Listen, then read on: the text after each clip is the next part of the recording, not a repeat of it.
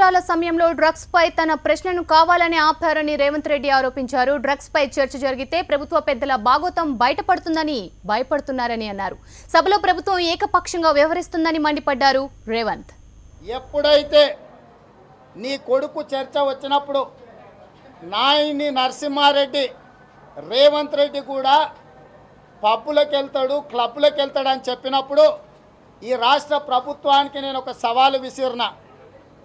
హోంమంత్రిగా బాధ్యతాయుతమైన పదవిలో ఉన్న మంత్రి గారు నా మీద ఆరోపణలు చేసిండ్రు కదా, మీరు ఏ విధంగా అయితే సినీ ప్రముఖులను ఇతర ప్రముఖులను పిలిచి రక్త నమూనాలను, వెంట్రుకల నమూనాలను, గోర్లకు సంబంధించిన నమూనాలను సేకరిస్తుండ్రు, విచారణ అధికారి ఎదురుగా నేను కూడా హాజరయ్యి నా నమూనాలు ఇవ్వడానికి సిద్ధంగా ఉన్నా.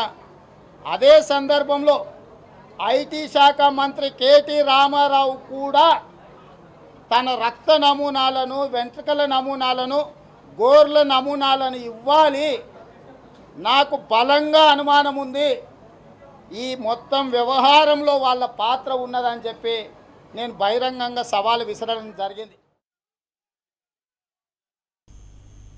తెలంగాణ